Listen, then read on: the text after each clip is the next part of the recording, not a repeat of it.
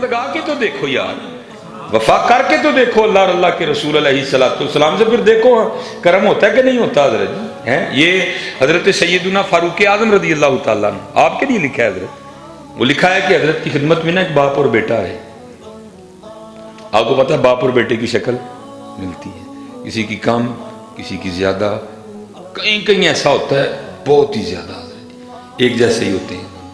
لکھا جب دونوں آئے نا تو دونوں ایک ہی جیسے تھے، فرق اتنا تھا باپ بوڑھا ہو چکا تھا، بیٹا جوان تھا بھی، باپ جلد پہ بڑھاپے کے اثار آ چکے تھے، جو بیٹا تھا وہ جوان تھا۔ لکھا ہے کہ حضرت فاروق اعظم رضی اللہ تعالیٰ عنہ بھی حیران ہوئے بغیر نہیں رہ سکے۔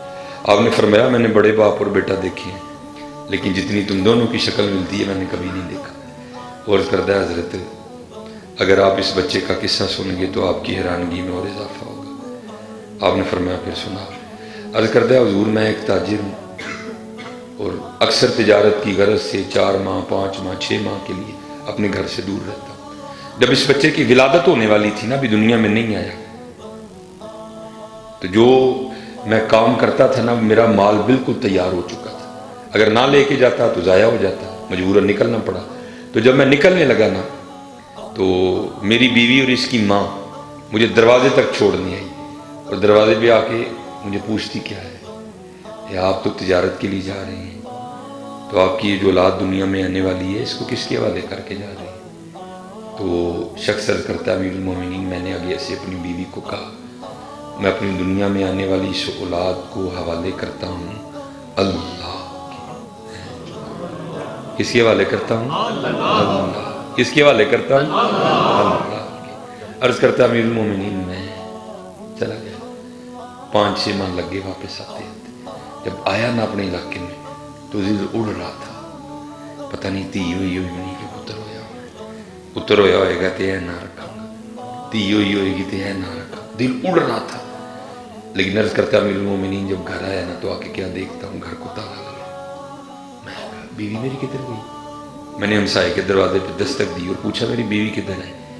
وہ آگے سے کہتا ہے بھائی کیا بات یہ ہے کہ جب بچے کی ولادت کا وقت قریب آیا نا تو تیری بیوی درد ذہ کی شدت کو برداشت نہیں کر سکی، تو اس درد کی وجہ سے اس کا انتقال ہو گیا۔ تو پھر بچے کی ولادت نہیں ہوئی تو ہم نے تمہاری بیوی کو فلاں قبرستان میں دفنا دیا۔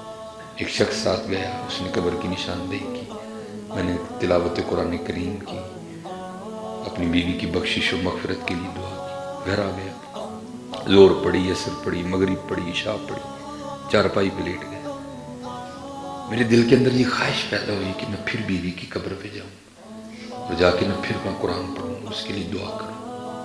آپ کو پتہ ہے ذرا دن کے وقت ڈر کے مارے قبرستان کوئی نہیں جاتا، تو رات کو جانا کو سوکھا کام ہے، لیکن کیا ہے کہتا ہے قدرت کھینچ رہی تھی، نہ چاہتے ہوئے بھی چلا گیا۔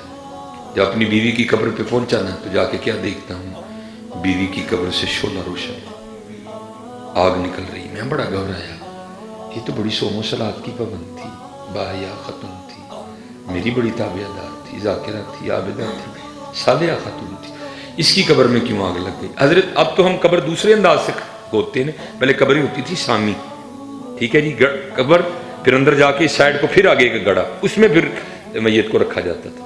اور کرتا امیر المومنین میں نے قبر کھولی، مٹی نکالی، اندر گیا، اینٹیں لگی تھیں، اینٹیں اتاری تو کیا دیکھتا ہوں قبر میں میری بیوی کا مردہ وجود پڑا ہے اور اس کے ساتھ یہ بچہ کھیل رہا ہے جس کو آپ دیکھ کے حیران ہو رہے ہیں کہ یدی شکل تیرے نہ بڑی مل دی۔ میں بھی بڑا حیران ہوں یہ کیا ہے؟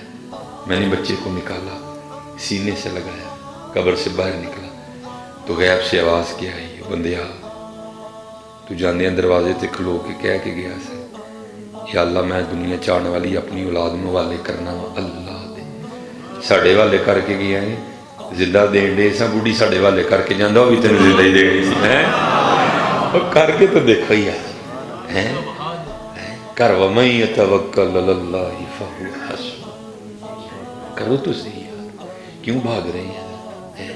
کرو تو صحیح ہے، پڑھ کے تو دیکھو یار اللہ، پڑھ کے تو دیکھو، دیکھو پھر ہوتا کیا ہے بڑا زور ہے حضرت اس میں